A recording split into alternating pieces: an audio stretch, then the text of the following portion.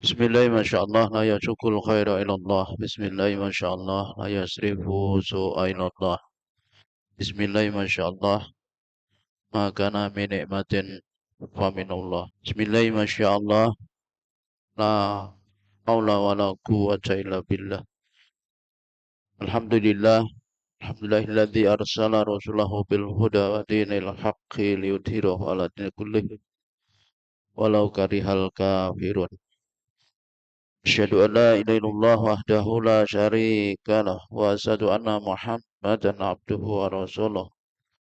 Allahumma salli wa sallim ala sayyidina Muhammadin al-Fatih lima ughliq wal khatimi lima sabaq nasiril haqqi bil haqq wal hadi ila siratikal mustaqim wa ala alihi haqqa qadrih wa miqdaril azim amma ba'd. Wala ta'ala fi kitabihil karim a'udzu billahi minasyaitonir rajim. Bismillahirrahmanirrahim.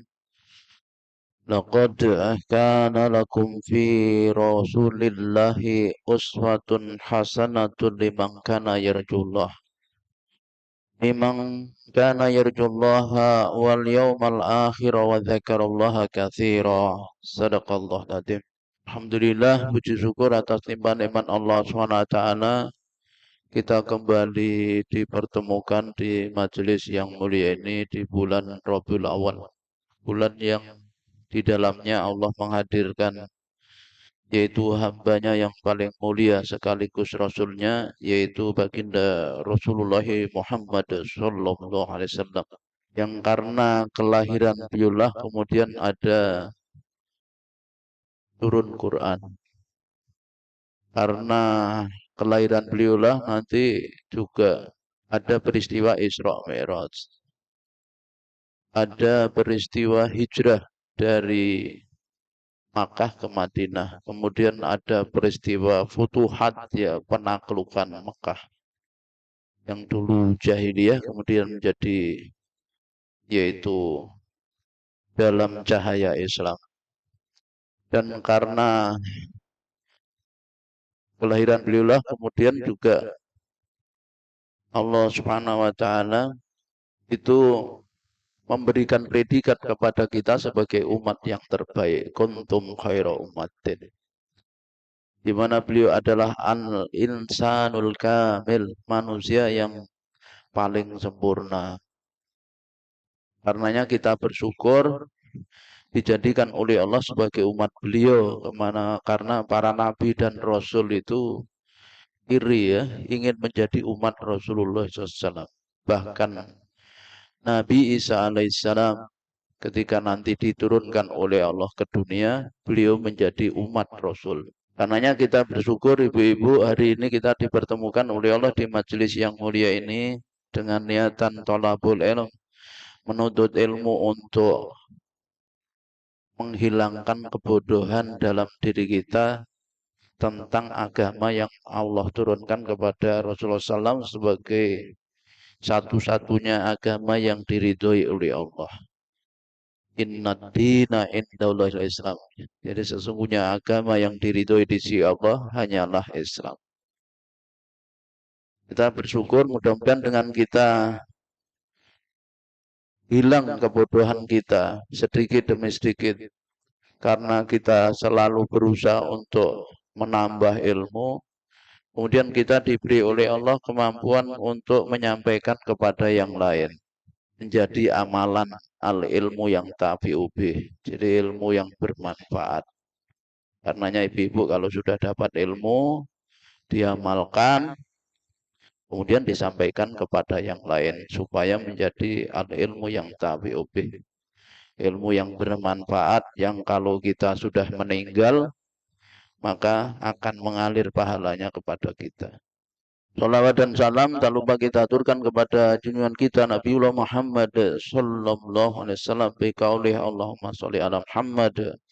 Semoga kita kelak mendapatkan syafaat beliau, ya, sehingga kita dikumpulkan oleh Allah di surga bersama baginda Rasul, ya, surga yang penuh kenikmatan, yang tidak akan ada akhirnya. Karenanya ibu-ibu, kehidupan kita di dunia yang sebentar ini sangat menentukan kehidupan setelah kematian. Begitu kita meninggal, waktu itu tidak ada batasnya. Terus, kalau kita menjalani hidup ini sukses, mengikuti apa yang Allah dan Rasul-Nya tuntunkan, kita bisa meneladani Rasul di dalam setiap aktivitas kita, ya, sehingga jalan hidup kita jalan hidup Rasulullah, maka begitu kita meninggal kita akan bahagia selama-lamanya.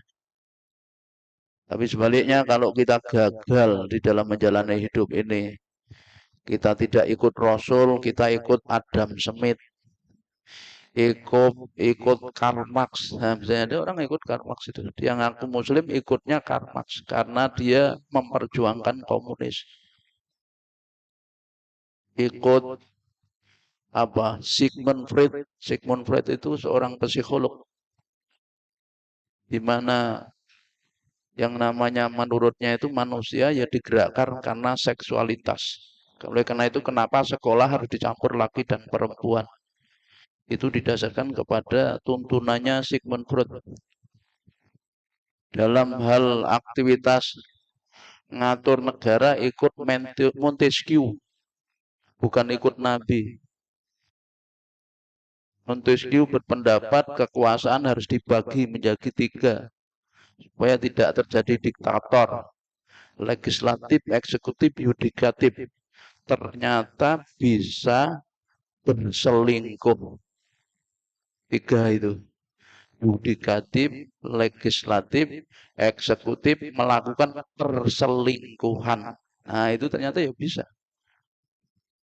Akhirnya mereka ikut Montesquieu, tidak ikut Nabi. Maka meninggal akan menyesal tuh selama-lamanya. Karenanya ibu-ibu, marilah kita tingkatkan ya, yaitu pengetahuan kita akan baginda Nabi Muhammad SAW, manusia yang dijamin pasti benarnya, yang Allah sampaikan di dalam firman-Nya surah Al-Ahzab ayat 21 yang tadi disampaikan ya. Laqad kana lakum fi Rasulillahi uswatun hasanah. Sungguh benar-benar ada bagi kalian pada diri Rasulullah itu adalah suri tauladan yang baik.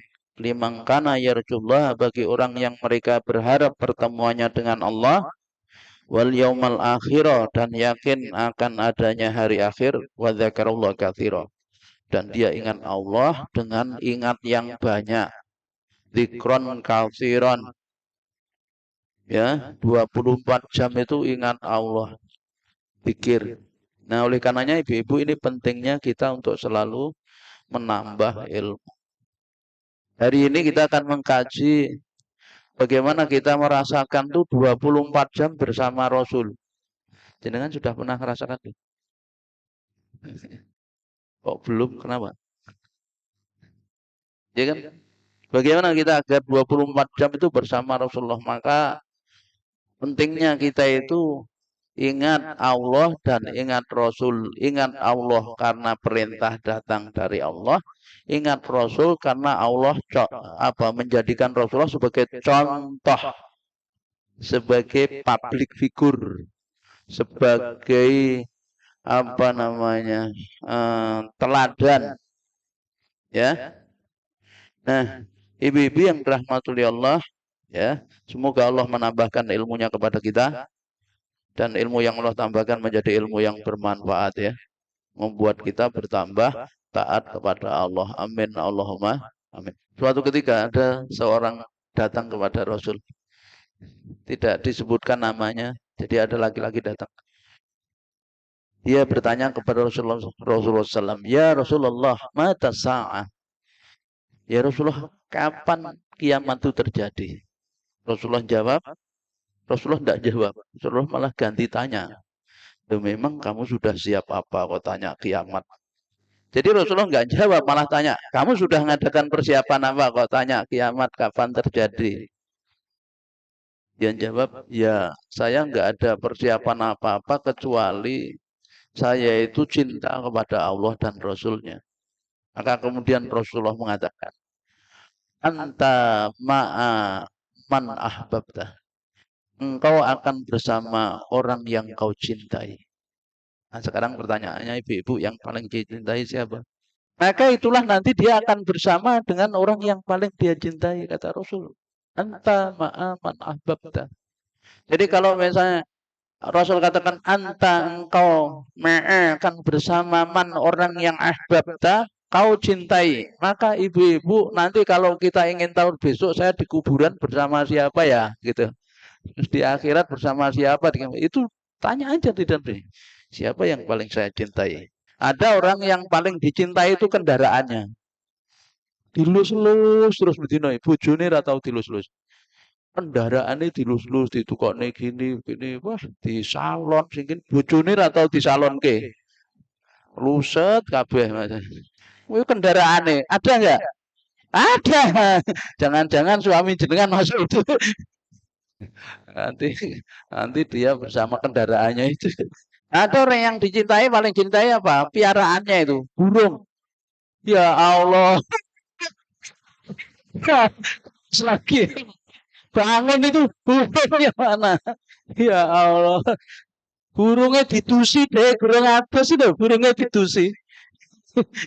Dia sendiri belum mandi, burungnya dimandikan. Ada yang dicintai kucingnya, ya Allah dibelikan coba itu. Ya, di mana-mana muncul yang namanya pet shop. Itu kan orang banyak miara kucing, miara gini belanja gitu. Ajab. Jadi ibu-ibu tanya ini siapa yang paling dicintai di hati kita. Kalau kita ingin bersama Rasul, maka harus di hati kita itu yang paling dicintai Rasulullah, Allah dan Rasulnya. Itu seperti yang Allah sampaikan dalam surah Taubah itu. Ya. Jadi kalau jenengan buka surah Taubah ayat Bismillah. Mudah-mudahan tidak salah ingat. 24 ya. Surah Taubah itu surah ke 9 ya. Jadi Kul in kana aba'ukum wa abna'ukum wa ikhwanukum wa azwajukum wa asiratukum wa amalun iktaraftumuha wa tijaratun tasawna kasadaha wa masakinu tardawnaha ahabba ilaikum minallahi wa rasulihi wa jihadin fi sabilihi fatarabbasu hatta ya'tiyallahu bi amrih wallahu la yahdil qaumal fasikin. Lalu katakan Muhammad ingkana jika adanya hukum bapak-bapak kalian wa hukum dan anak-anak kalian wa ikhwanukum dan saudara-saudara kalian wa azwajukum dan istri-istri kalian atau pasangan hidup kalian wa asiratukum dan keluarga kalian wa amalun iktaraftumuha dan harta yang kalian yaitu usahakan dia wa tijaratun tahsauna kasadaha dan perdagangan yang kalian takut kerugiannya wa masakinun tardaunaha dan tempat tinggal yang kalian menyukainya ahabba ilaikum lebih kalian cintai minallahi wa rasulih dibanding Allah dan Rasulnya wa jihadin fisabilih dan berjihad di jalannya fatarabasu maka kalian tunggulah hatta ya'ti Allah bi amri sampai Allah datangkan perintahnya. Wallahu la yahdil qaumal fasikin. Allah tidak akan beri hidayah orang yang fasik. Jadi ibu-ibu yang rahmatullahi Allah ayatnya menunjukkan tentang masalah mahabbah cinta. Jadi kalau di hati kita itu ya yang ada itu cinta apa anak, keluarga, rumah, bisnis melebihi cinta kita kepada Allah dan Rasulnya dan jihad di jalannya pasti orang itu tidak akan pernah bahagia secara hakiki, kebahagiaan yang hakiki. Kalau dia bahagia, semu bahagianya. Kenapa? Karena semua itu bapak, anak, harta, semua lenyap, lenyap. Dicari mati-matian itu, mati nggak dibawa. Dengan mati-matian cari harta untuk bangun rumah, beli mobil, mati nggak dibawa. Dengan kita cari mati-matian jabatan, mati nggak bisa nolong. Iya kan? Orang sampai Nah, maka dia tertipu, tidak pernah mengalami kebahagiaan yang hakiki. Nah, maka kalau orang kecintaannya kepada Allah Rasulnya itu utama, kalau dia mencintai sesuatu adalah karena Allah dan Rasulnya, billah, karena Allah, billah, bersama Allah, ya, juga fillah, yaitu di jalan Allah SWT, maka dia akan mendapat kebahagiaan hakiki. Ya, jadi kalau misalnya orang itu meletakkan Rasulullah SAW, kan seperti Allah, maksudnya kita lihat ayatnya kan, kecintaan itu harus ada ittiba, ikut. Sebagaimana tadi sampaikan di dalam firman Allah surah Ali Imran ayat 31. Qul in kuntum tuhibbunallah fattabi'uni. Qul, katakan Muhammad, in kuntum tuhibbunallah, jika kalian cinta Allah, fattabi'uni, maka kalian ikutilah aku. Ikutilah aku, yuhkumullahu, Allah akan cintai kalian, wa yaghfir lakum dunubakum, dan Allah akan ampuni dosa-dosa kalian. Ya. Jadi karena Allah itu adalah Maha Pengampun, Maha Penyayang. Jadi wallahu ghafurur.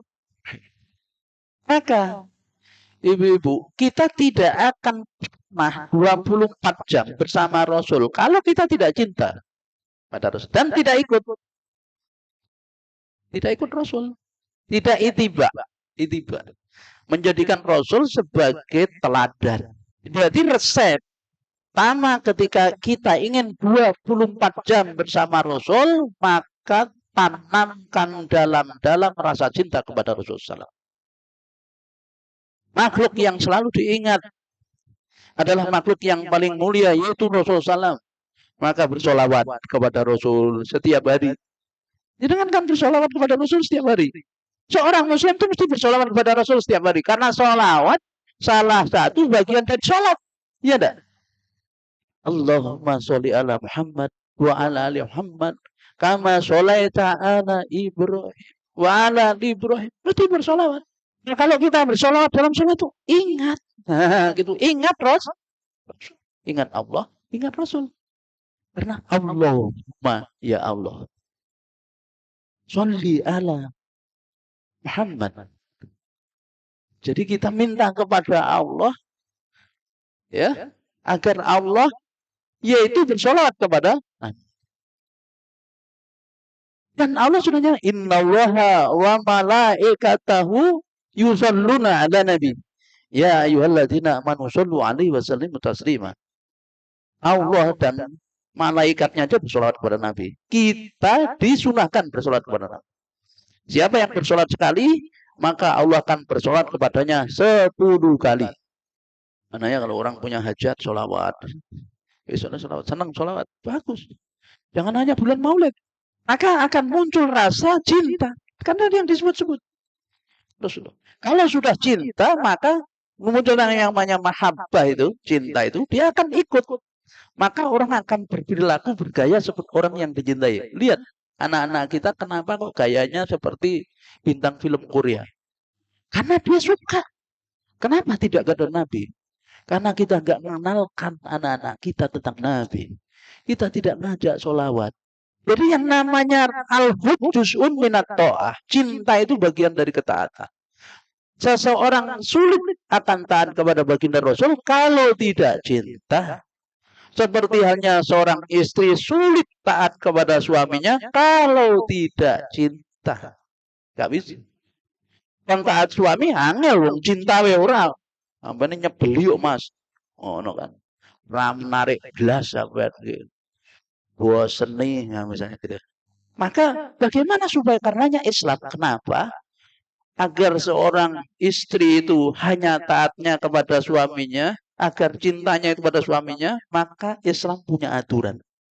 Allah punya hukum. Tidak boleh seorang wanita yang sudah bersuami keluar rumah kecuali seizin suaminya. Supaya apa? Supaya yang ketemu setiap hari hanya suaminya. Karenanya suaminya menjadi manusia tertampan di dunia. Orang-orang sing didelok kecil itu kan. Sebagaimana seorang laki-laki kenapa diperintahkan godul basor, menundukkan pandangan. Hanya boleh memandang istrinya supaya yang kelihatan tercantik di dunia hanya istrinya. Gitu. Jadi, nah begitu. Kita sulit akan 24 jam bersama Rasul kalau tidak kita tancapkan cinta kepada Rasul. Bagaimana kita akan cinta kalau kita tidak makrifat? Kita tidak makrifatul Rasul, kita nggak kenal Rasulullah SAW siapa. Nah, maka pentingnya orang kenal Rasul. Nah, jadi itu metodenya. Metode itu jalan. Bagaimana supaya kita bisa 24 bersama Rasul. Tumbuhkan rasa cinta kepada Rasulullah. Bagaimana ringkasnya? Banyak bersolawat kepada, maka akan tumbuh rasa cinta. Jenengan sukanya solawat apa? Wis monggo, wis meh solawat apa? Solawat ki wakeh maceme. Solawat Ibrahimiyah, mau solawat apa itu? Ibul Qulub, mau solawat Jibril, mau solawat, pokoknya jenengan senang solawat maupun itu mau diwaos. Wong senengnya beda-beda. Ada orang yang senangnya itu solawat asgil. Rugone ndelok saiki kedoliman yang merajalela ben gak maksud. Akhirnya solawatnya asgil. Allahumma sholli ala sayyidina Muhammad wa asgilin zalimin bidzalimin. Nah itu ya, contoh itu selawat asgil. Sallallahu ala Muhammad. Salawat Jibril ya. Sallallahu alaihi wasallam. Sallallahu ala Muhammad. Sallallahu alaihi wasallam. Anta samsu, anta badrun, anta nurun fauqa nuri. Ah, ini sholawat Jibril. Sholawat pengundang rezeki. Wah itu kalau saya sudah dengar itu tuh ya nyes itu enak itu. Ya. Anta samsun, engkau adalah matahariku. Anta badrun, engkau adalah bulan purnama. Anta nurun fauqa nurin, engkau adalah cahaya di atas cahaya. Anta misbahus suduri. Ah, itu misalnya ya, engkau adalah cahaya hatiku. Orang coba selawat. Dengan suka sholat apa? Maka itu untuk menancapkan rasa cinta kepada Rasul. Nah kalau sudah begitu kita ingin bagaimana sih Rasulullah itu apa yang dilakukan? Kita contoh. Bagaimana tidur Rasul, bagaimana makan Rasul, bagaimana Rasulullah itu bangun, apa yang dikerjakan. Kalau jam-jam segini Rasulullah ngapain? Maka begitu dia juga menjadi, semua sisi kehidupan Rasul bisa dijadikan contoh. Sehingga 24 jam bisa bersama Rasul. Kalau orang misalnya mau berangkat tidur, mau seperti selalu merasa bersama Rasul, ingat tuntunan Rasul orang mau tidur. Apa? Banyak itu. Maka ada yang ngambil minimalis. Pokoknya minimalis dungoy bismika Allahumma akhya wa bismika amut ya. Misalnya, yang minimalis. Kalau misalnya ada orang saya pengen lebih dari itu Ustaz, jenengan wudhu seperti wudhu mau sholat. Kemudian sholat sunnah 2 rakaat. Ya, kemudian baca Al-Baqarah 2 ayat terakhir, baca ayat kursi, baca Al-Kafirun, Al-Ikhlas, Al-Falak, Anas, kemudian tiupkan gini, maka jenengan tidurnya didampingi malaikat kanan dan kiri. Begitu bangun, maka tidurnya kalau ingin tidur seperti Rasul, dijelaskan oleh Allah dalam surah Al-Muzammil, ya Al-Muzammil qumil laila illa qalila nisfuhu awingkus. Ya kan? Jadi kalau ingin seperti Rasul, tidurnya ya Muzammil, wahai orang yang berselimut, qumil lail illa qalila, berdirilah, bangunlah engkau di malam hari kecuali sedikit. Maka Rasulullah itu nggak suka begadang. Dalam arti tidurnya awal Rasul.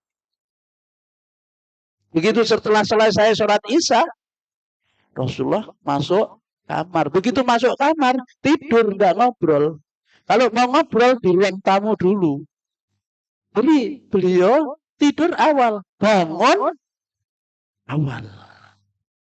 Maka kalau orang tidur awal, dia akan bangun awal. Tapi kalau sudah lewat jam 10, jenengan, kalau misalnya tidurnya jam 10 kelewat, wah gak iso turu kancilen, telap, tak.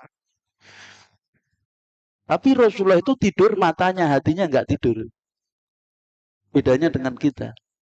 Rasulullah yang tidur, mata beliau, hatinya nggak tidur. Maka kalau kita ingin merasa bersama Rasul, tadi itu, apa ya dikerjakan Rasulullah ketika mau tidur ya? Nah, ternyata Rasul mencontohkan yang mau wudhu nih, berwudhu,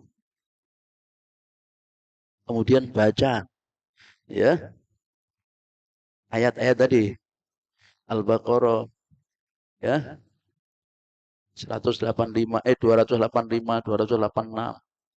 Boco hafal, nggak hafal, boco toh, ya dibaca saja. Kalau nggak hafal, HP-nya dibuka itu, baca, ya. Kemudian nanti ayat kursi, ya. Lalu baca Al-Kafirun, Al-Ikhlas, Al-Falaq, An-Nas, ditiupkan ke seluruh tubuhnya. Kemudian baca doa sebelum tidur. Bagaimana caranya tidur? Miring ke kanan. Miring ke kanan. Tangannya ini bantalan dan miring kanan. Ya, berarti jantung ada di atas. Tidurnya Rasulullah bukan terlentang, tapi miring. Miring ke kanan. Bukan tengkurap. Tengkurap itu tidur yang dimurkai oleh Allah. Tidurnya orang munafik. Tengkurap. Nah, tapi miring ke kanan. Kemudian yang dibaca apa? Ya bacaan-bacaan tadi. Atau misalnya mau baca apa yang nih, bacaan dari Rasul ada khusus, ya, seperti ini. Allahumma aslamtu li nafsi wa wajahtu wajhi ilaika wa fawatu amri ilaika wal ja'tu dhuhri ilaika rukbatan wa rahbatan ilaika la malja'a wa la manha wa la manja minka illa ilaika Allahumma amantu bi kitabika alladhi anzalta wa nabiyyika alladhi arsalta. Misalnya itu. Nah, atau minimal tadi bismika Allahumma ahya wa bismika amut. Tapi jenengan resapi Bismika ya Allah, dengan namamu ahya kalau aku nanti masih hidup, wa bismika, dan dengan namamu pula kalau aku nanti mati. Maka ibu-ibu sadar, kita sadar bahwa tidur ini bisa berakibat begitu bangun man robuka. Begitu bangun man robuka, itu artinya bapak ibu-ibu sudah di dalam kubur. Kemudian begitu bangun, bangun. Mesti kalau orang tidur awal, dia mudah akan bangun. Kalau ingin seperti Rasul, ya dalam surah Al-Muzammil tadi. Ya ayyuhal muzammil, illaila illa qalila. Wahai orang yang berselimut, yaitu kumil laila, bangunlah kau di malam hari illa qalila. Kecuali sedikit. Artinya berarti apa? Tahajud. Ibu-ibu, malamnya dihiasi dengan tahajud. Allah katakan, ya ayyuhal muzammil. Ya, kalau kita ingin masuk, saya ingin merasakan bersama Rasul. Wah, berarti bangun. Ya, berapa itu? Ila qalila. Nisfahu awingkus minhu qalila. Auzid alai berapa? Yaitu nisfahu, separuhnya yang pertama. Berarti separuh malam. Malam dimulai jam berapa? Katakanlah jam 6.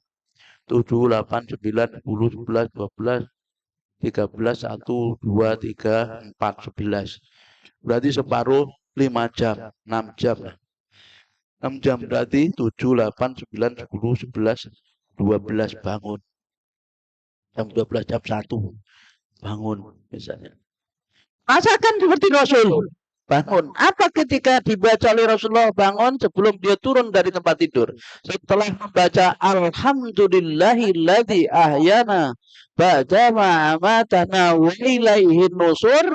Nah, ibu-ibu pahami artinya. Rasakan gitu.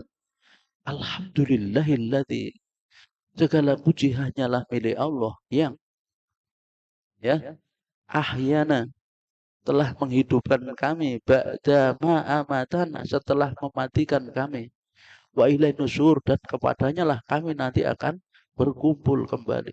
Sadar, berarti hidup nanti bisa mati. Kemudian sebelum turun dari tempat tidur, baca firman Allah, inna fi khalqis samawati wal ardi wa ikhtilafil laili wan nahari la ayatil liulil albab. Jangan langsung turun dari tempat tidur. Tadi sebelum tidur, kalau ingin seperti Rasul, sebelum makan itu kasurnya dikebuti, plek plek, pakai jari bebek nek ono jin ning dhuwure, ben do ngalih kowe aja ngancani aku. Ya tahu dicontohkan oleh Rasul begitu, dikebuti, penebah. Biar Pak tidur. Bangun tadi jam 12. Apa yang dilakukan? Sholat. Kumil laila illa qalila. Maka seperti Rasul. Terus sampai menjelang waktu subuh. Begitu menjelang waktu subuh apa? Istirahat. Kemudian Rasulullah tidur lagi, tapi tidur apa namanya? Leyeh-leyeh, laying-laying. Oke ya? In Inggris laying leyeh-leyeh. Nah, caranya begini, menurut ada salah satu mas saya itu tanya pernah. Saya ingat dari Maroko waktu di Masjidil Haram. Jadi sedang nunggu antara sholat maghrib sampai isya. Nah, sholat maghrib, kok sholat subuh nih, setelah apa adzan subuh atau mau menunggu waktu subuh itu. Dan, nah, dia cerita Rasulullah SAW itu kalau habis sholat malam itu beliau sebelum waktu subuh itu istirahat. Karenanya adzan pertama, kan ada 2 kali adzan. Datanglah Bilal makan adzan pertama di masjid. Yang adzan pertama itu Bilal. Tidak ada as-sholatu khairum minan naum. Ya. Pokoknya adzannya biasa. Allahu Akbar 1 jam sebelum masuk waktu subuh atau 45 menit sebelum masuk waktu subuh. Nah, begitu terdengar suara Bilal adzan, Rasulullah istirahat. Seraya menghadap kiblat, tidur miring, lalu tangannya ini menyangga kepalanya. Nah, tidurnya gitu. Bukan bulat ini, tidurnya gini tuh, posisinya set, kepalanya lebih tinggi daripada ininya. Ya, menghadap ke kiblat sambil nunggu adzannya, yaitu Abdullah ibnu Umi Maktum, sahabat Nabi yang buta. Itu bagian adzan masuk waktu subuh. 2 kali adzan. Itu istirahat. Sehingga adzan yang pertama itu adalah untuk mengingatkan orang yang masih tidur belum sholat tahajud. Yo tahajud kisahnya waktu sebelum masuk fajar. Kemudian yang sudah tahajud sejak tadi diingatkan, ini sudah mau masuk fajar, istirahat sebentar, istirahat.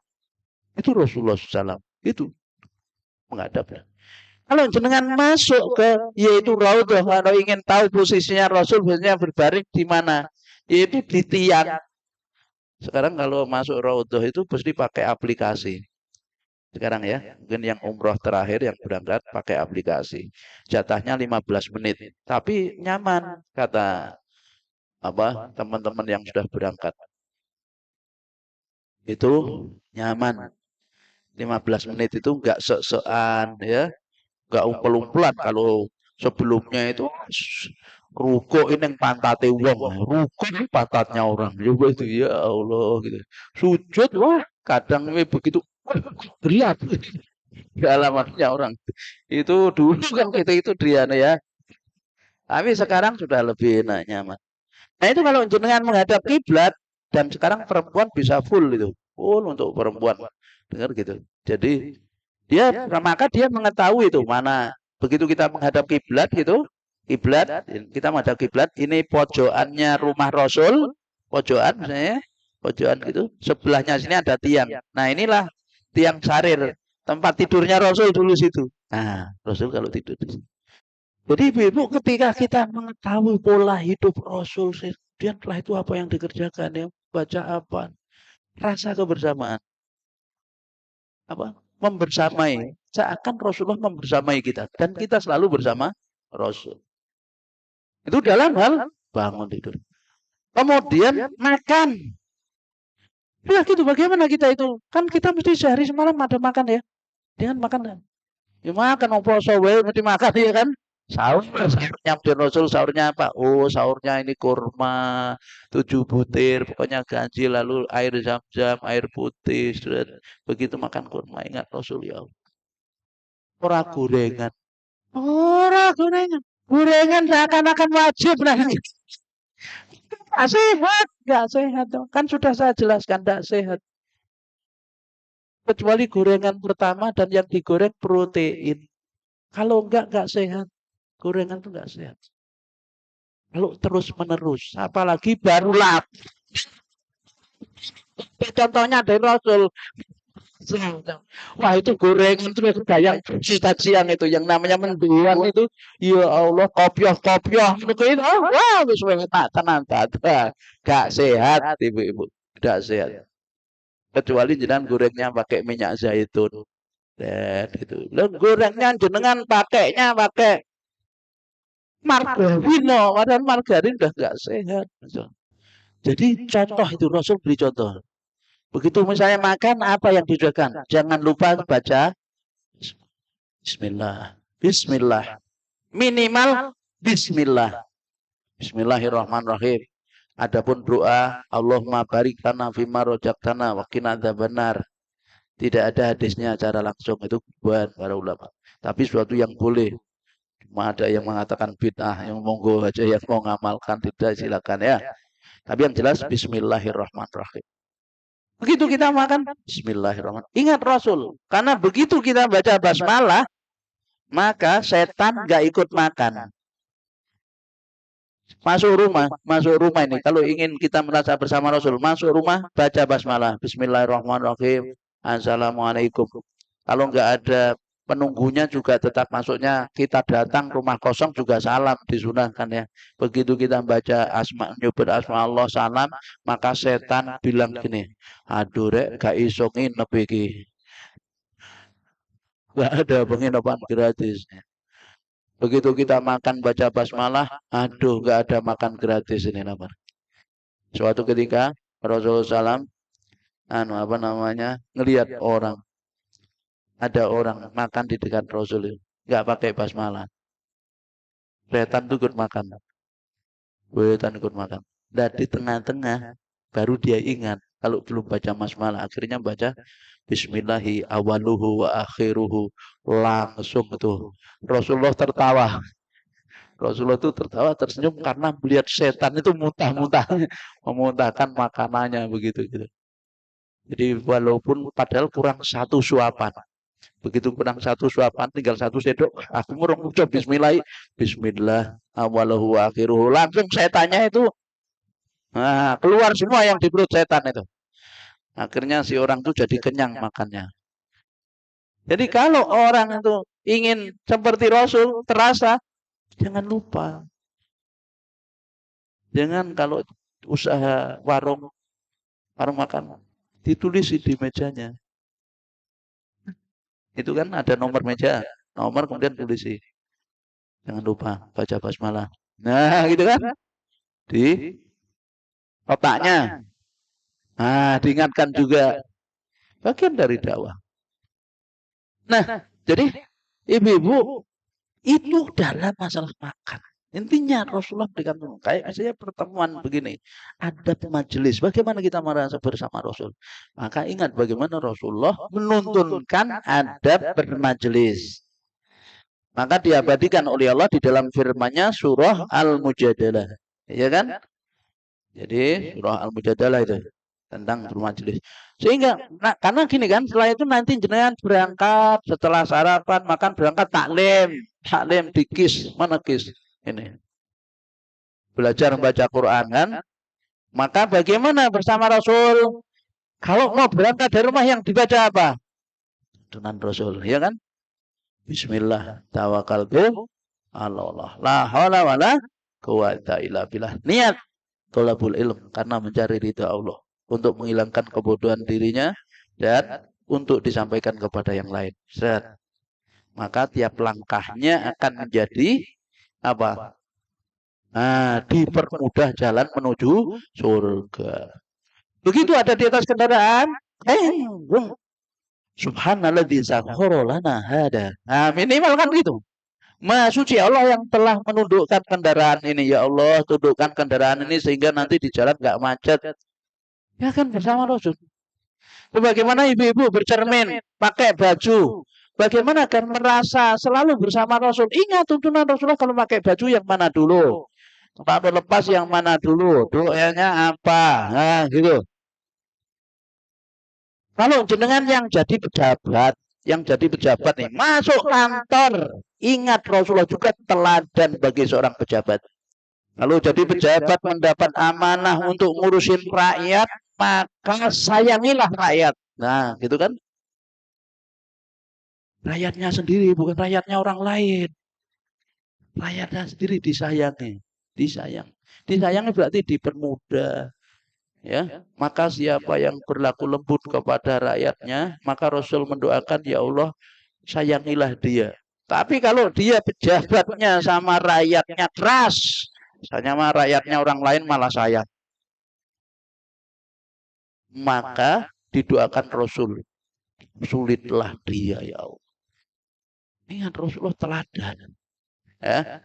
Nah, jadi di dalam majelis itu dalam surah Al-Mujadalah. Surah Al-Mujadalah itu surah awal 58. Di situ Allah Subhanahu wa taala berfirman, "Ya ayyuhalladzina amanu idza qila lakum tafassahu fil majalisi fafsahu yafsahillahu lakum." Pada ayat yang 11 itu kan. Jadi ya ayyuhalladzina amanu yang beriman idza qila lakum bila dikatakan kepada kalian tafassahu berlapang-lapanglah fil majalis di dalam majelis. Fafsahu maka berlapanglah kalian, lapangkanlah. Yafsahillahu lakum, Allah akan lapangkan kalian. Jadi orang yang sudah hadir lebih dulu nih, baru ada yang datang, kasih tempat, lapang, yuk dikasih tempat. Tapi orang yang datang jangan geser orang. Jangan memisahkan seseorang yang duduk berdampingan kecuali atas izinnya. Jangan menyuruh orang lain, sampean pindah kono. Tidak boleh pindah wong. Yang datang tidak boleh geser ibaratnya. Tapi yang sudah datang lebih dulu diperintah bergeser. Nah, coba indah enggak? Sehingga kita terasa itu bermajelisnya kayak bersama Rasul. Ya Allah, ingat. Dan kita jadi ingat suatu ketika Rasulullah keluar rumah, lihat ada majelis di dalam masjidnya di Masjid Nabawi. Maka yang satu majelis zikir yang baca kalimat thayyibah. La ilaha illallah. Yang satunya membahas ayat-ayat Allah, membahas hadis Nabi, hukum halal dan haram. Rasulullah bergabung di majelis ilmu. Kedua-duanya majelis itu bagus. Tapi mana yang lebih bagus? Yang Rasulullah bergabung di dalam. Jadi ketika kita bermajelis pada majelis ilmu, ingat seakan Rasulullah hadir di tengah-tengah kita. Lain rasanya. Menuntut ilmu. Karena diturunkan oleh Rasulullah. Thalabul ilmi faridatun ala kulli muslim. Wa muslimatin. Menuntut ilmu itu wajib bagi muslim laki dan perempuan. Nah, bermajelis. Tapi kadang kita itu sebagai seorang ibu. Seorang ibu. Bagi putra-putri jenengan. Maka bagaimana supaya merasa bersama Rasul? Bagaimana Rasulullah menyampaikan bahwa al-jannatu tahta adamil ummahat. Surga itu di bawah telapak kaki ibu. Maka seorang ibu itu dia ya adona merawat anaknya. Ya, mendidik anaknya. Ya. Bahwa al-ummahatu madrasatul ula. Ibu itu adalah sekolah pertama bagi anak-anaknya. Maka dia ingat hadis-hadis Nabi, ya, tentang keutamaan seorang ibu dan dia jaga itu. Maka dia merasa apa? Dimuliakan oleh Allah dengan posisinya sebagai seorang ibu. Ya, tidak kemudian berkecil hati. Maka bisa mensyukuri. Ada kalanya posisi dia sebagai seorang istri. Bagaimana saya merasa bersama Rasul? Maka dia ingat, yaitu bagaimana tuntunan Rasulullah SAW tentang istri. Kalau ingin masuk surga, maka cari ridho suaminya. Udah. Yang penting suami saya ridho, jaga sholat, puasa, kemudian meninggal suaminya ridho, surga. Jadi maka yang dituntut, yang dicari adalah ridho suaminya. Maka dia berbakti kepada suaminya. Karena surganya seorang wanita itu di bawah telapak kaki suaminya. Beda dengan surganya seorang suami di bawah telapak kaki ibunya. Ya, maka dia apa?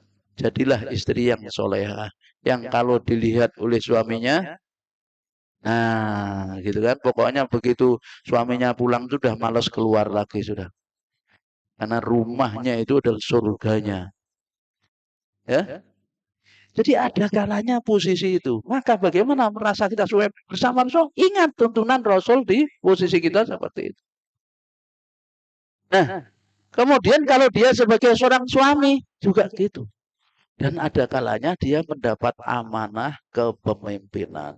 Maka contohlah Rasul di dalam itu memimpin. Karena kalau misalnya ibu-ibu, kita sampai jam berapa? Hah? 11 ya? 11 atau betul? 11 ya? Oh iya, kan harus jelas dulu ini karena saya mau buka tanya jawab. Bukan setengah 11 kan? 11 toh? Ya, nanti maksudnya maksimal setengah 11 lalu tanya jawab. Setelah itu kan gitu loh maksudnya. Ya. Sekarang ibu-ibu buka surah Al-Ahzab ayat 21 ya. Jadi lihat Qurannya.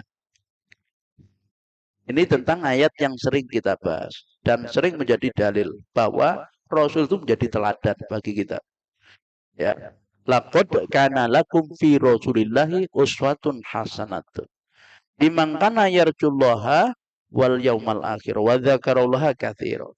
Ya. Nah, ibu-ibu perhatikan ayat itu. Jadi, yang pertama, jenengan harus paham, harus sadar, harus tahu bahwa ya ayat ini berada dalam surah Al-Ahzab. Al-Ahzab itu artinya apa? Bergolong-golongan, golongan-golongan. Jamak dari Hizbun. Ya. Jadi surah Al-Ahzab yakni yang menceritakan di dalamnya tentang perang Ahzab yang terjadi pada tahun 5 Hijriah. 5 Hijriah. Tepatnya di bulan Syawal. 5 Hijriah.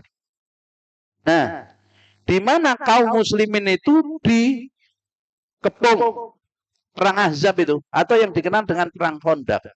Dikepung oleh 10.000 tentara, 4.000 dari orang kafir Quraisy, 4.000. Kemudian yang 6.000 adalah gabungan, ada dari Bani Asad, ada dari Ghatafan, ada dari yaitu Bani Fiz'ah dan beberapa yang lain.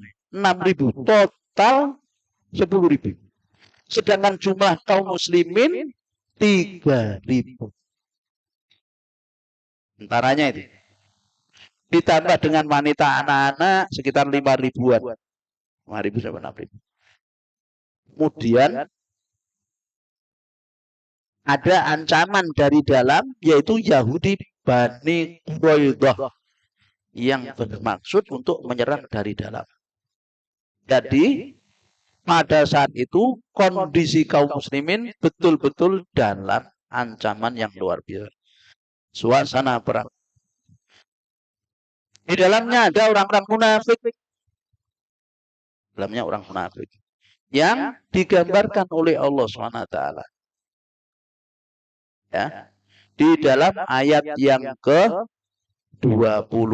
Ah, kalau misalnya ibu-ibu perhatikan ayat ini. Ya. Jadi ayat ini nanti di tengah-tengah. Di tengah-tengah tentang ayat 20. Ya. Suasana perang memang. Yahsabunal ahzaba lam yadhhabu. Yahsabunal ahzaba lam yadhhabu. Yakni al-munafiquna. Orang-orang munafik itu mengira, berkeyakinan bahwa al-ahzab, pasukan ahzab, tidak akan pergi, dikepung selama berapa? 1 bulan. Dan cuaca saat itu sangat tidak bersahabat. Dinginnya bukan main. Jenengan sudah pernah umroh ketika dingin? Belum ya, nanti dirasakan awal dingin ya. Dingin itu menyiksa, mencekam. Ya, saya itu pernah umroh bimbing itu paling dingin 10 derajat. 10 derajat. Begitu keluar hotel itu, wah wis langsung panas gitu ya. Itu sampai ke tulang itu. Tulang. Namanya air itu begitu gini, wah kroso itu kayak kebas semua itu. Ya Allah, begitu masuk masjid hangat. Masuk hotel hangat. Nah, pada waktu perang Ahzab itu sudah gitu. Dingin. Nah, mereka orang-orang munafik itu punya keyakinan habislah Muhammad. Ya. Jadi mereka tidak mau ikut perang. Wa iyatil azabu yawaddu law annahum baduna fil aqib. Dan jika pasukan Ahzab itu datang, mereka itu ingin kalau bisa mereka itu pergi ke pedalaman. Badunil fil aqab. Masuk bersama orang Badui sana. Yas'aluna an ambaikum, kemudian mereka cari-cari informasi keadaan kalian gimana. Wong Islam menang apa kalah? Wong Islam menang. Orang munafik tidak merasa dia sebagai seorang muslim. Walau kanu fikum maqtatalu illa qalila. Jikalau mereka berada di tengah kalian, mereka tidak ikut perang kecuali sedikit. Ya, ikut perang sedikit. Kalau ikut perang kemudian cari-cari alasan bagaimana pulang, itu orang munafik. Yang munafik bagaimana pulang? Mulai kemudian cari-cari alasan. Ya Rasulullah, saya tadi lupa nggak ngunci rumah saya. Sementara gini-gini. Balik pulang ya. Itu orang munafik takut. Nah, ibu-ibu, di tengah-tengah itu kemudian Allah sampaikan laqad kana lakum fi rasulillahi uswatun hasanatun liman kana yarjullaha wal yaumal akhir wa dzakarallaha katsiran. Sungguh benar-benar pada diri Rasul itu terdapat suri tauladan yang baik dalam hal apa? Suasana perang seperti itu. Rasulullah itu Masya Allah contoh. Tidak berarti apa? Karena itu waktu Rasulullah sebagai pemimpin yang kita contoh. Loh, pemimpin neng ngarep dewi. Orang rakyatnya dijodohin neng buri. Rasul di depan. Ibu-ibu, jadi kalau jenengan punya suami atau saudara atau apa yang jadi pemimpin, kasih tahu. Nanti contoh, Pak. Karena contohnya itu bukan hanya dalam masalah tadi makan, minum, itu ya. Tapi kan kadang-kadang kita itu kan sedang berada di medan, yaitu di tempat kerja sebagai apa? Nah, ada yang sebagai tadi pemimpin, ada sebagai rakyat, ada gini kan. Nah, maka contoh Rasul dalam perang Ahzab itu. Jadi sungguh benar-benar lakot sampai digunakan oleh Allah 2 huruf taukid. Lakot sungguh benar-benar lam kosam. Namanya lam kosam. Apanya itu? Sumpah. Kemudian nanti di situ jawab sumpahnya di mahdhuf, dihilangkan. Kemudian ada qad, yaitu huruf taukid. Maka kalau ada dua huruf taukid itu artinya adalah dia kalam kobar ingkari. Orang yang diajak bicara dianggap oleh Allah ora percaya. Hele iya, percaya aku. Nah, maka perlu dua penekanan. Sungguh benar-benar. Dan didahulukan yaitu ini ya, sedikit banyak harus dijelaskan bahasanya ya karena memang gitu. Ya, khobarnya daripada isimnya yaitu lakum fi Rasulillah. Untuk kalian, jadi kalian ya terus mencontoh Rasul. Jangan mencontoh yang lain. Untuk kalian itu ditaksis oleh Allah. Kayak misalnya bilang, iyyaka na'budu wa iyyaka nasta'in. Hanya kepada Engkau ya Allah, tidak kepada yang lain. Ini untuk kalian, kalian orang yang beriman. Rasul jadikan contoh. Di Rasulullah. Seluruh apa? Bidang kehidupan. Sehingga selalu bersama Rasul. Nah, uswatun hasan. Kita lihat. Begitu ada berita. Orang-orang kafir sepakat untuk menghancurkan Madinah. Ya, mereka melakukan pasukan gabungan. Kalau bahasa kita sekarang multinasional. Ahzab, pasukan gabungan Ahzab. Ya, 4.000 dari orang Quraisy dipimpin oleh Abu Sufyan, mertua Rasul. Nah, coba itu kan harus tahu juga itu. Abu Sufyan itu mertuanya. Istri Rasulullah, putrinya Abu Sufyan yang menjadi istri Rasul, Ummu Habibah namanya. Jadi coro-coro ini mantu karo mertua sih, ini mantu deh ya. Loh itu bisa terjadi. Coba. Kemudian apa? 6.000 dari yang lain. Begitu Rasul dengar itu, kumpulkan para sahabat. Musyawarah, kipiye. Maka kemudian muncullah ide usul dari sahabat Salman Al-Farisi. Ya Rasulullah, kami kalau menghadapi musuh membuat parit. Ya, maka kemudian salah satu strategi perang yang bagus adalah tidak dikenal oleh musuh. Nah, orang-orang Arab itu belum mengenal tentang strategi perang parit, menggunakan parit. Akhirnya Rasulullah memutuskan dibuatlah parit yang bahasa Arabnya khandak, yang panjangnya 5,544 meter panjangnya. Ya. Itu antara Madinah dan Gunung Salak. Ada bukan Gunung Salak Bogor ya. Itu ada. Jadi panjangnya itu 5, karena posisi Madinah itu gini ibu-ibu ya. Depan itu terbuka, belakang itu pegunungan. Jadi kayak bentengnya itu gunung. Jadi tidak mungkin musuh dari belakang. Karena akan sulit, mesti dari depan.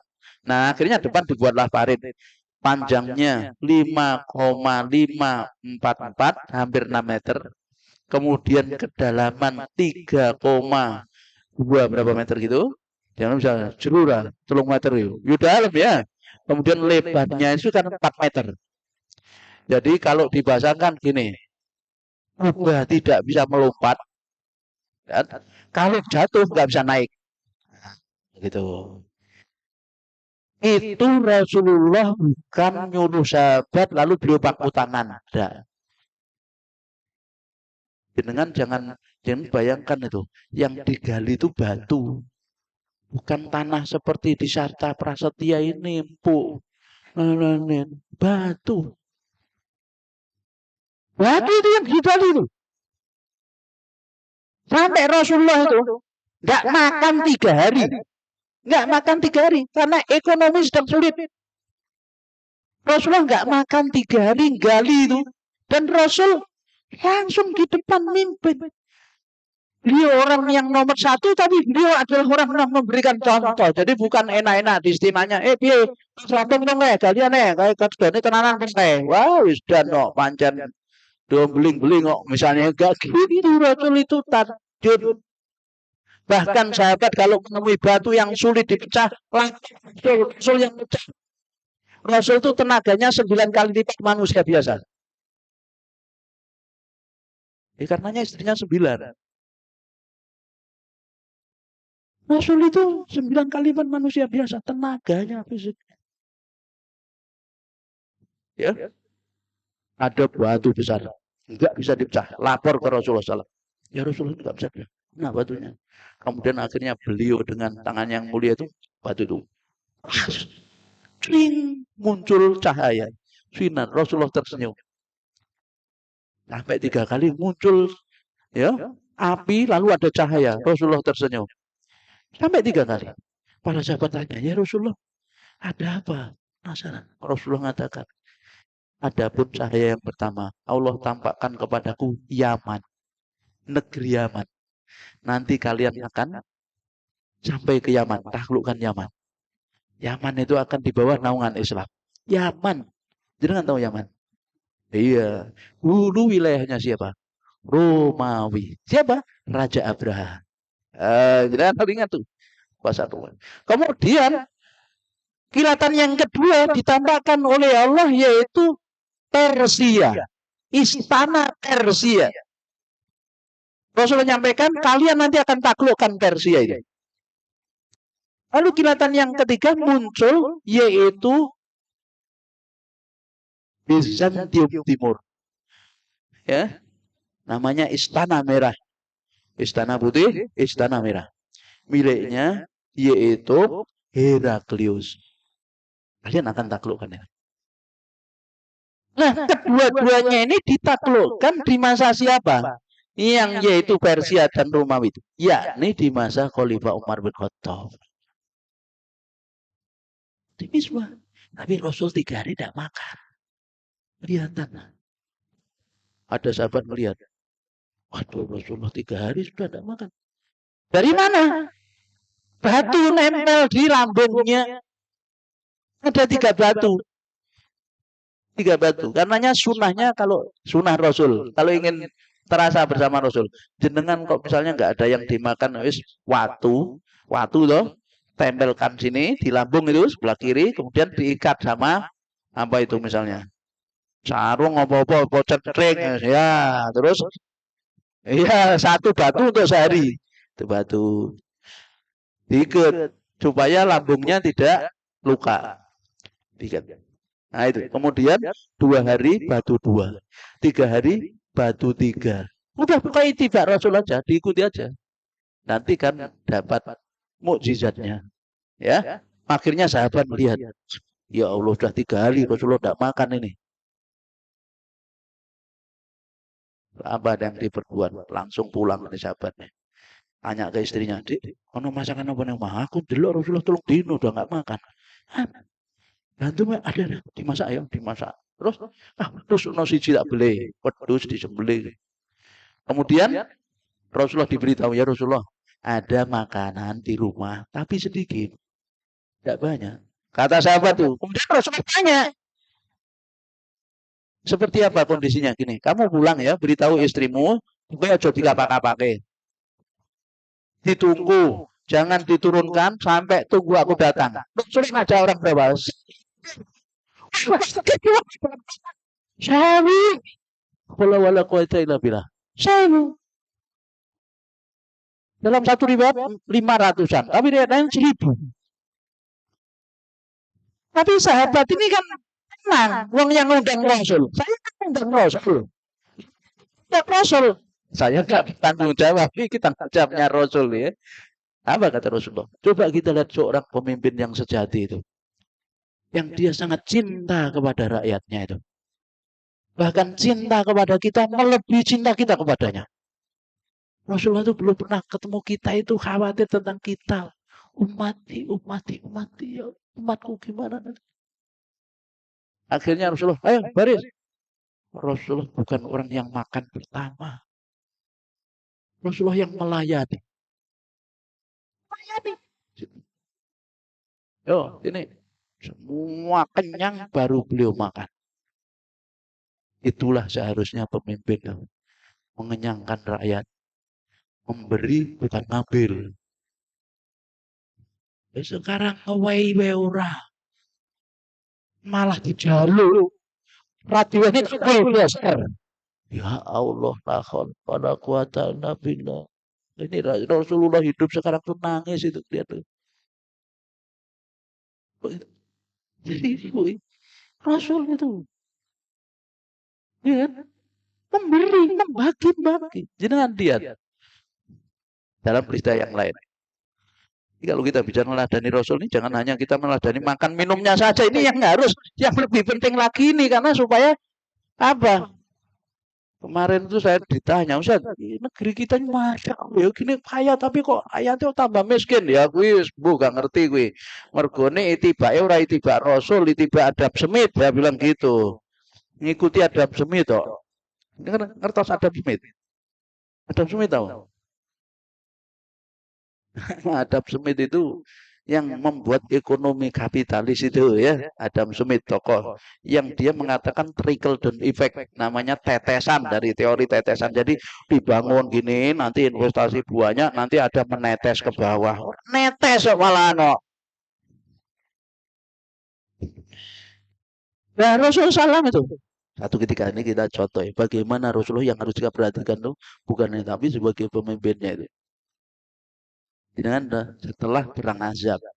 Setelah perang Ahzab itu, perang Ahzab tadi terjadi tahun berapa? Hah? Berapa? 5 Hijriah ya.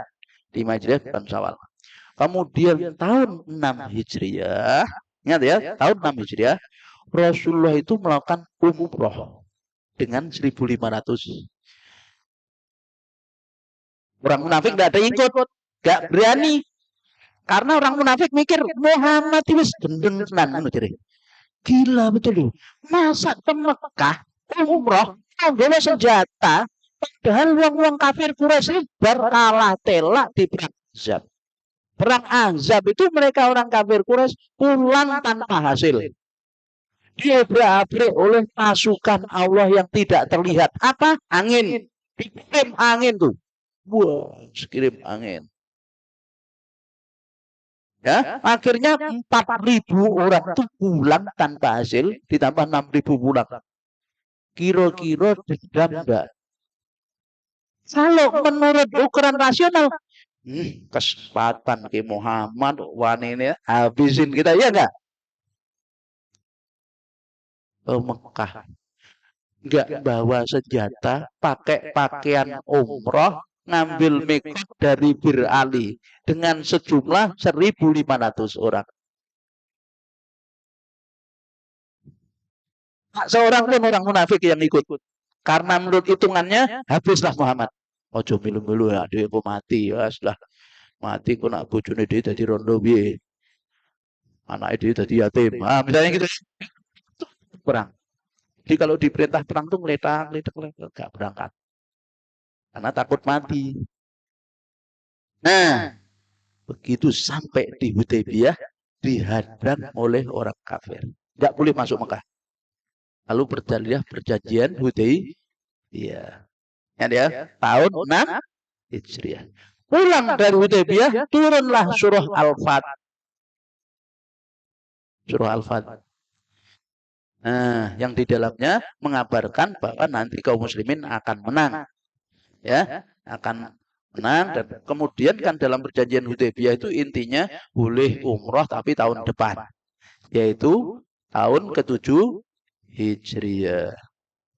Nah, kemudian ibu-ibu kita lihat.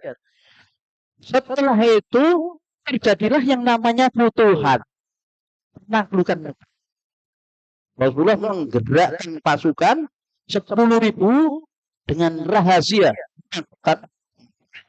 Futuhat. Ya. Pada tahun 8 Hijriyah. Ini penting. Kalau kita mau lihat sirah Nabi ini penting. Nanti kita lihat apa amal Nabi sehingga terasa selalu bersama Nabi. Oh gini. Saya singkat ya kisahnya. Saya mau mencontohkan bagaimana beliau itu dalam hal ngatur negara. Supaya rakyatnya sejahtera. Itu juga patut dicontoh. Kalau jenengan sewaktu-waktu diamanai ngatur urusan orang. Lalu kita atau punya saudara.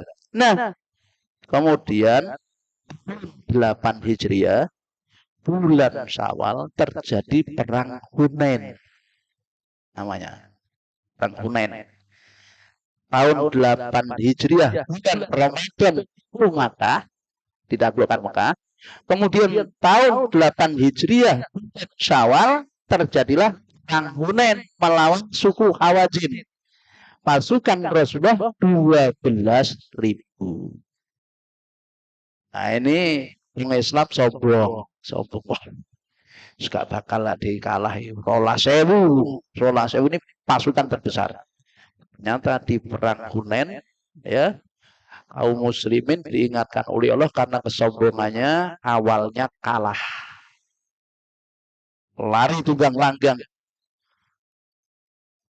Namanya Khalid bin Walid kena panah. Dan suku Hawazin ini jumlahnya 25. Laki, perempuan, anak-anak, dan pasukannya 12.000.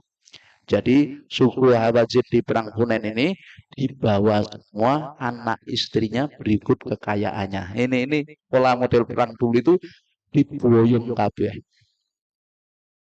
Anake digowo, bojone digowo, kambinge digowo, untane digowo, mas-mase dibawa. Ya, ringkas kisah atas pertolongan Allah kaum muslimin menang. Rampasan perangnya paling banyak. Coba lihat, ibu, bagaimana Rasulullah SAW itu menjaga supaya ekonomi rakyat itu jadi merata, kesejahteraan tidak hanya berputar di orang itu saja. Maka hasil ghanimah perang Hunain dibagikan oleh Rasulullah kepada orang-orang Madinah, nggak ada yang dikasih kecuali 2 orang miskin. Sahabat dari Ansor itu tidak ada yang dapat kecuali 2 orang. Sampai muncul selendingan. Loh, Rasulullah lali rek karo dhewe. Karena sudah pulang kampung lupa sama kita. Rasul dengar. Jadi kan kalau mau meneladani Rasul itu ya utuh ya. Rasulullah kan begitu Futuh Makkah, semua kan pada pulang ke rumahnya masing-masing, ke saudaranya. Ini dulu kan mereka yang muhajirin untuk ketemu anak istrinya. Rasulullah siapa keluarganya? Rasulullah kemana pulang? Ke kuburan. Kuburannya istrinya. Jadi semua pulang ke rumah itu Rasulullah pasang kemah itu di kuburan istri tercintanya Sayyidah Khadijah di Malang. Jadi anda tahu itu pasang tenda di situ, bermalam di situ. Dia ngobrol sama Sayyidah Khadijah. Monolog. Khadijah, sodakti ya Khadijah, sodakti ya Khadijah. Coba itu mendalamnya cintanya Rasul kepada istrinya. Jadi pulang yang ngobrol, sodakti ya Khadijah, sodakti. Benar Khadijah, benar apa yang kamu katakan sekian tahun yang lalu itu betul Khadijah. Nah memang Sayyidah Khadijah mengatakan apa? Suatu ketika Rasulullah SAW itu pulang dari dakwah sedih. Melihat kondisi umatnya, kita sedih. Istrinya ngibur. Mas, orang usah sedih. Allah pasti akan menolongmu dan memenangkan agama ini. Dan betul, Futuh Makkah itu kan hari kemenangan, penaklukan. Maka Rasul katakan, Khadijah, benar Khadijah, benar. Jangan tanya ya, terus dari kuburan terdengar nggak suara Sayyidah Khadijah? Ya enggak, ya. Melayu, gitu kan? Nah itu juga contoh. Jangan boleh pencontoh Rasul seperti boleh. Jangan kangen sama anak jenengan loh. Atau sama saya terus datang ke kuburannya ngobrol. Anak cita-citanya sampai wis terwujud, Pak. Anak-anak saiki wis lulus kabeh sekolah wis, Pak. Boleh. Ah, 10 menit lagi. Maksudnya 10 menit itu selesai. Oh, katanya aja. Nah, jadi ibu-ibu yang dirahmati Allah tuh. Rasulullah membagi kembali kepada kisah perang Hunain itu, harta itu hanya kepada orang-orang Cina, nggak ada yang kasih kecuali orang miskin. Kenapa? Karena ekonomi Mekah itu hancuran. Karena perang melawan Rasul. Krisis. Jadi miskin badan. Tapi orang Madinah kaya-kaya. Maka Rasulullah tidak ingin kekayaan itu hanya berkumpul, berputar di orang kaya saja. Maka lama-lama diberikan kepada orang Mekah semua. Lalu Rasulullah pidato di orang-orang Ansor. Ya Ansor, kamu ingat dulu kamu orang tersesat, saling berperang satu dengan lain. Kemudian Allah Rasulnya di tengah-tengah kalian. Kalian bersatu, menjadi bersaudara. Jikalau bukan karena hijrah, saya itu orang Ansor. Mulai mereka sudah pada nangis, mulai pada nangis. Sampai terakhir Rasul mengatakan, sekarang kalian pilih mana? Pulang membawa Rasulnya atau pulang dengan sampah dunia itu. Jadi harta rampasan perang yang banyak itu dalam pandangan Rasul, kui sampah tak kandani sampah. Mati ra digawa. Sing digoleki mati-matian itu, mati ra digawa.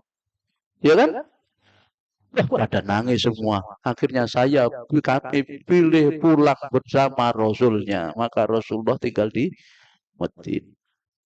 Jadi kita lihat bagaimana Rasulullah menjaga ekonomi itu supaya rata. Itu dalam hal ya sebagai seorang pemimpin. Yang itu juga patut sehingga ketika kita menjadi pemimpin, bagaimana rasanya itu bersama Rasul ketika jadi pemimpin. Oh iya, Rasul nontonkan. Ya.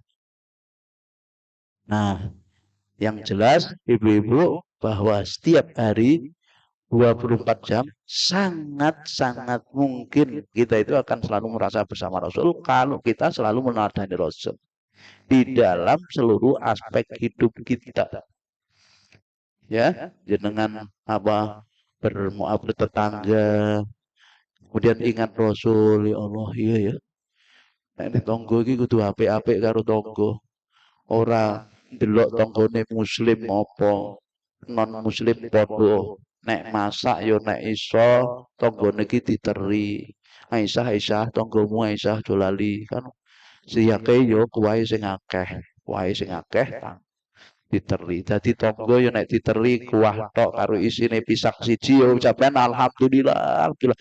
Aja ngomong kaya ngene. Yo iso misalnya. Itu jadi ya. Nah itu maksudnya. Nah itu ibu-ibu ya. Jadi ingat bahwa ayat ini ada di tengah-tengah tentang masalah yaitu perang ya dan bagian terakhir ini loh, yakni bagi orang yang dia berharap bertemu Allah, kemudian yakin adanya hari akhir dan dia zakarullah katsira. Ingat Allah dengan banyak itu kalau misalnya orang ingat Allah harusnya ingat Rasulnya. Kenapa? Karena Allah perintah Rasulnya contoh, Allah perintah Rasulnya contoh, Allah perintah Rasulnya contoh gitu. Kalau nggak ada contoh kita nggak bisa.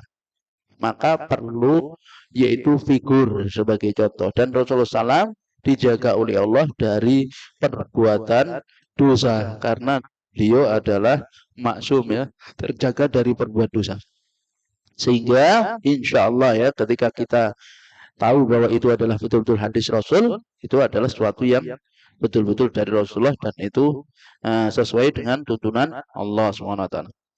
Kiranya begitu, mungkin ada pertanyaan, monggo dipersilakan ya. Mau tanya. Ya, silakan Bu Dari. Oh, mana yang bertanya? Assalamualaikum warahmatullahi wabarakatuh. Waalaikumsalam. Yang mau saya tanyakan begini Pak Ustadz, ada tetangga saya itu perilakunya tidak baik, tapi dia itu sering memimpin kayak hibaan selawatan gitu. Itu bagaimana sikap saya karena perilakunya itu tidak baik. Saya itu harus mengamini selawat-selawatnya, doa-doanya. Kadang itu ingat perilakunya yang tidak baik. Bagaimana menyikapinya? Wassalamualaikum warahmatullahi wabarakatuh. Kalau kita melihat seseorang yang dia perilakunya katakan tidak baik, ya menjadi kewajiban kita sebenarnya untuk mengingatkan ya. Mengingatkan nasihat yang seperti itu memang harus apa istilahnya dengan cara bagaimana kalau bisa orang langsung tapi tidak di hadapan orang ketemu misalnya ya. Kalau tidak bisa maka bisa mungkin pesan kepada seseorang yang bisa menasihati dia. Kalau misalnya tidak bisa, ya kita doakan. Mudah-mudahan apa yang dilakukan merubah perilakunya. Terus bagaimana dengan doa-doa atau apa yang kita dengar? Boleh nggak diamini? Ya boleh juga. Kalau itu memang adalah untuk. Karena kita tidak tahu ya mana yang dikabulkan doa itu. Nah, kemudian apa jadi begini, kalau itu memang wis kita tidak bermaksud untuk mencari tahu, kita tahu bahwa dia tidak baik gitu ya. Nah, itu sesuatu yang memang kita harus berhati-hati di dalam hal menyikapi hal itu. Ya, kalau bisa ya dinasihati. Kalau tidak bisa didoakan. Ya, mudah-mudahan dia membacakan sholawat itu berdampak kepada dirinya. Kita tidak tahu karena masih panjang kan perjalanannya. Maksud saya sangat mungkin berubah. Itu. Kemudian begini, ibu-ibu, satu hal yang harus kita jadi pelajaran bagi kita ya, sebenarnya untuk semua. Ada makalah nasihat dari Sayyidina Ali. Ungdur makalah wala tangdur makalah. Perhatikan apa yang dia sampaikan. Jangan perhatikan siapa yang menyampaikan. Maka Imam Nawawi itu, Nawawi As-Safi, beliau itu kalau sudah misalnya mengambil ilmu dari seseorang, katakan berguru ya, atau kita mendengar nasihat dari fulan, si fulan, Gus ini, kiai ini, nasihatnya bagus, maka mohonlah kepada Allah agar kita tidak diperlihatkan oleh Allah keburukan dia,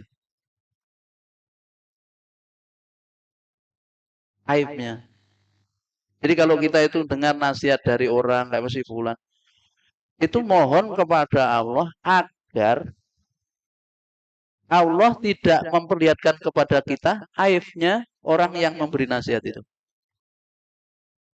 Yang kedua, mohonlah kepada Allah agar tidak ada orang yang memberitahu kita aibnya dia.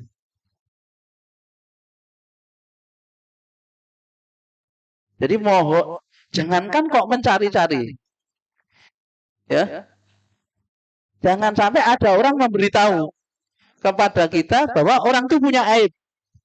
Kalau kuwi kan kowe tok ngono wongnya asline to Bu ngene. Wah wis kuwi to asline muri akeh kuwi. Belang bonteng kulite asline misalnya gitu. Minta kepada Allah jangan.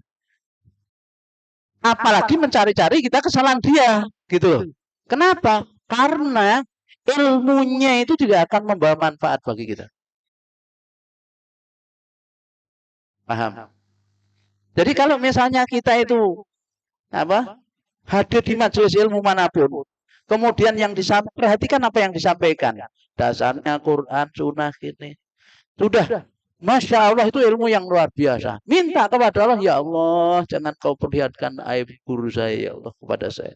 Dan jangan sampai ada orang yang bercerita kepada saya tentang aib guru saya. Dengan begitu apa? Apa yang dia sampaikan kepada kita dan kita dengar baik, itu akan menjadi manfaat. Wah, itu bagus. Emang gitu, saya harus begitu. Maka fokus kita pada itu, bukan ya pada mencari-cari dia atau itu juga harus ini. Supaya tadi. Kalau misalnya kita tahu ternyata guru kita punya tidak ada yang sempurna manusia, ya, dan doakan serta nasihati kalau berani. Tapi kita harus tahu diri kapan, di mana. Nah, kita kalau berani kan gitu. Karena tidak setiap orang tuh berani nasihati gurunya ya. Wala takunggohan gitu. Tidak ada yang masuk selain Nabi dan Rasul. Hatta ulama besar mungkin salah, mungkin. Lalu kita melihat sesuatu yang salah, takut keliru, tanya. Ustaz, kok Ustaz ya saya lihat kok Jangan-jangan ada sesuatu yang kita tidak tahu, belum nyampe ilmunya. Iya kan? Itu maksudnya, saya kok belum nyampe Ustaz. Kayak misalnya Nabi Musa kepada Nabi Khidir. Nabi Khidir moro-moro ono bocah ra itu sira pateni bes gitu. Nabi Musa, ya Allah iki kan dosane gede. Gitu kan? Dan itu secara syariat kan dosa. Tapi kata, lu kan sudah saya beritahu kalau kamu bersama saya lihat apa kan tidak boleh protes sampai saya jelaskan. Lu kok orang sabar, wis tak iling nih ya kedua ya. Nanti sepisah meneh pisah kita. Itu kan gitu ya dalam surah Al-Kahfi itu ya kisahnya. Nah, akhirnya ternyata setelah yang ketiga akhirnya berpisah, tapi sebelum berpisah supaya tidak salah paham, Nabi Khidir menjelaskan. Adapun ini begini, semua itu aku lakukan atas perintah Allah. Jadi bukan kemauanku sendiri. Baru Nabi Musa paham. Belum nyampe. Jadi kalau misalnya ada sesuatu yang muskil pada guru kita, maka 4 mata ketemu tanya. Supaya enggak keliru paham, enggak salah paham. Kalau ternyata salah, enggak ada salahnya. Ya, mengingatkan gurunya karena guru itu juga manusia, bukan malaikat, bukan nabi, bukan rasul lah gitu ya. Wallahu a'lam bishawab. Masih ada waktu? Ya, ini ada pertanyaan lagi, Ustaz. Dari hamba Allah. Apa hukum sholawat dijadikan jedak-jeduk? Bolehkah salawat di Jedak-jeduk maksudnya duduk gitu ya. mungkin ini pakai rebana mungkin ini. Nah, Ya, monggo dijawab Ustaz. terjadi perbedaan pendapat ya di kalangan para ulama tentang masalah itu. Ada jedak-jeduk. Tapi saya melihat, saya mengambil pendapat yang membolehkan selama tidak terjadi percampuran laki dan perempuan, tidak ada ininya. Dan juga tidak mengekspos atau yang menjadikan perempuan kemudian di publik bergoyang dan sebagainya itu. Tapi adalah selama ada hal-hal yang tidak dilanggar secara syariat. Kenapa saya katakan? Jadi begini, terutama di anak-anak. Ini masalah ada sesuatu yang harus disalurkan dan benar penyalurannya. Jadi itu memang menjadi dengan gitu itu mereka tersalur. Ya, yaitu tadinya syairnya itu syair yang haram menjadi syair yang memuji Rasul. Nah, kemudian itu boleh-boleh saja. Saya cenderung mengambil pendapat yang boleh, meskipun ada pendapat yang melarang. Gitu ya, tentang masalah jedak-jeduk tadi. Ya kan? Ada itu. Itu kalau misalnya coba rap itu. Apa? Sholawat. Banyak itu ya. Saya sampai ngelihat tuh, ya banyak sholawat. Wallahu a'lam bishawab. Itu Bu, ya. Afwan Ustadz, ini dari bawah ada yang mau tanya. Dari bawah. Iya. Nggih. Assalamualaikum Ustadz. Waalaikumsalam warahmatullahi. Mana? Ahlan izin bertanya Ustadz. Iya.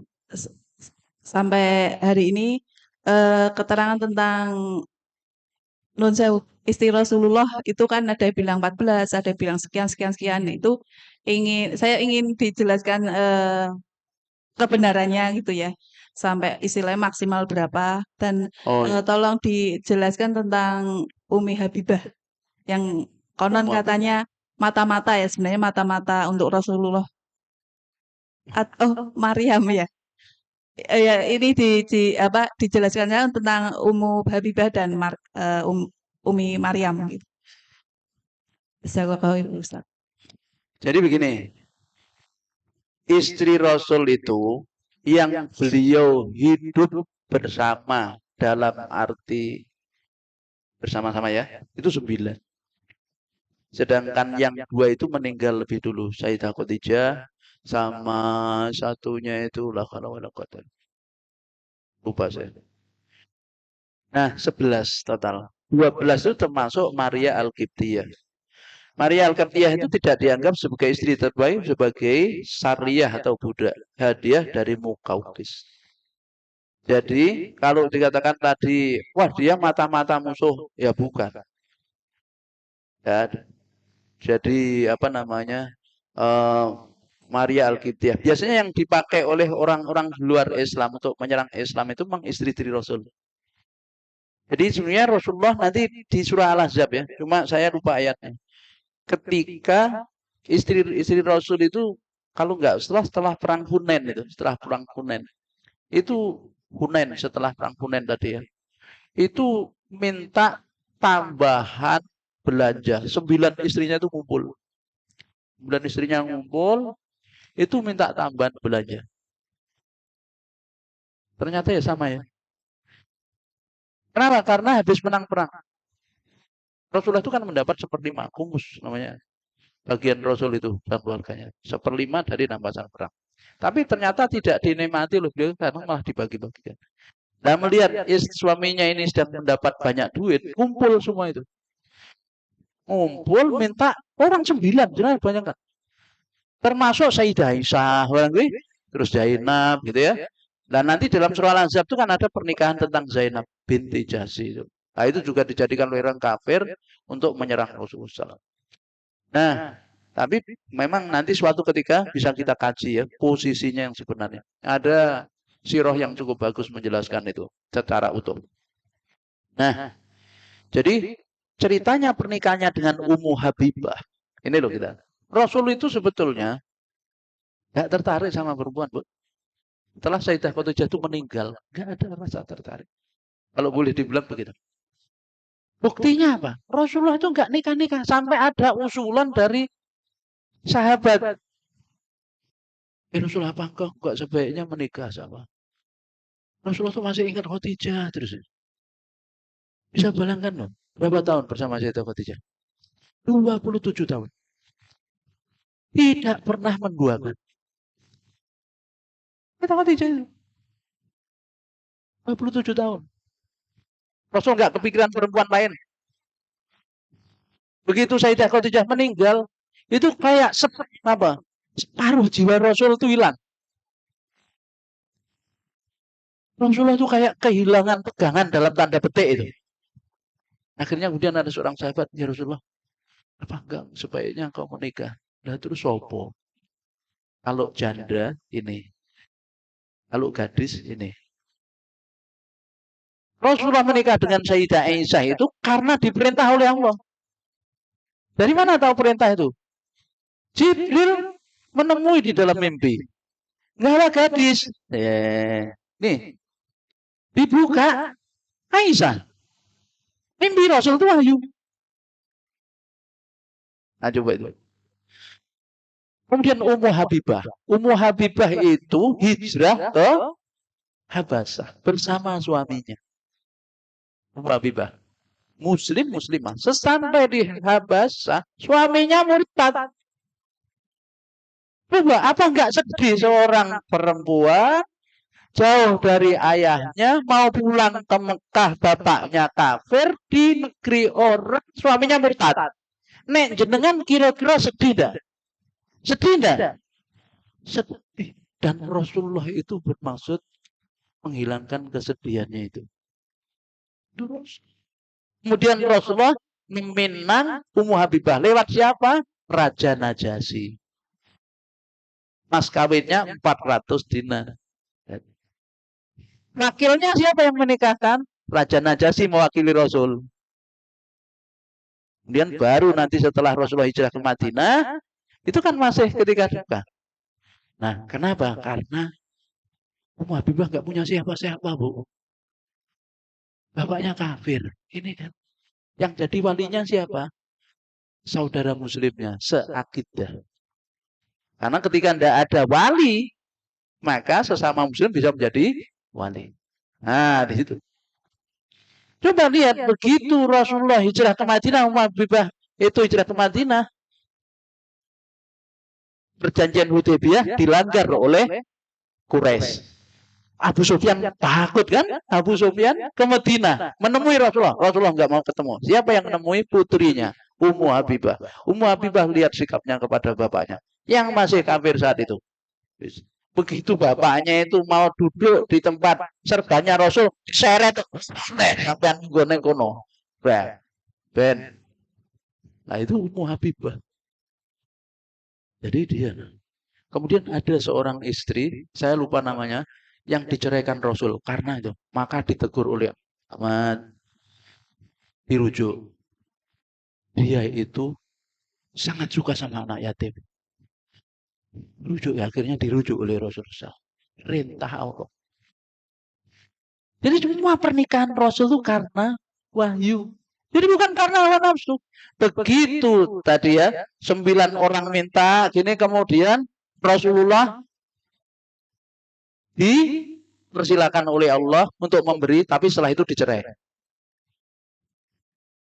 Nah, maka Aisyah yang ditanya, Aisyah, kamu minta gini gak apa-apa. Tapi begini gue tak ceraikan. Itu perintah Allah. Kamu minta apa tak kasih. Kalau bahasa bebasnya gitu. Neng bar ngono jadi rondo. Cerai ya, nggak usah jadi istriku, selesai. Tapi kalau engkau mau seperti ini, maka kau tetap istri saya. Namanya gitu. Apa kata Sayyidah Aisyah? Ya Rasulullah, jangan bilang yang lain ya. Sampaikan yang lain. Aku tetap seperti ini itu. Tapi tolong yang lain jangan ada yang tahu. Istri yang lain gak boleh tahu. Itu Sayyidah Aisyah. Ternyata ada persaingan ya. Kayak manusia, bu, istrinya bukan Nabi, bukan Rasul. Asik gitu. Akhirnya dengan ringkas kisah seluruh istri Rasul ridho dengan apa yang Allah dan Rasulnya berikan. Dan setelah itu Rasulullah, Muhammad, kamu boleh harus mati. Jadi Rasulullah itu dibatasi oleh Allah istrinya. Ning krono iki wis bojomu iki wis rido kabeh to, wis rido, kowe gak kene gak njaluk apa-apa wis kowe gak oleh nambah. Gak oleh nambah bojo. Jadi tidak boleh. Berarti apa? Rasulullah istrinya dibatasi oleh Allah. Bukan karena membatas. Dibatasi. Begitu istri-istrinya itu semua dengan apa yang dilakukan. Rasulullah tidak boleh nambah istri. Nah, jadi seperti itu. Ini secara global ya.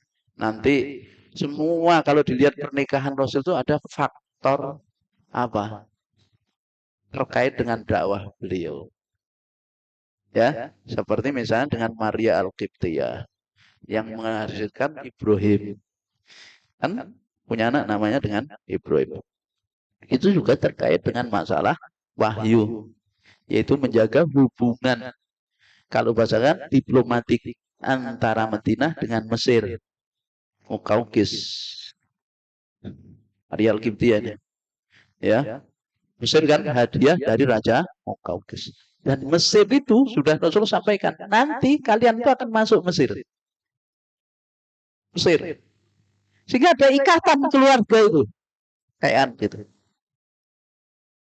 Akan masuk Mesir pada masa pemerintahannya Umar bin Khattab radhiyallahu anhu dengan panglima perangnya Amr bin As.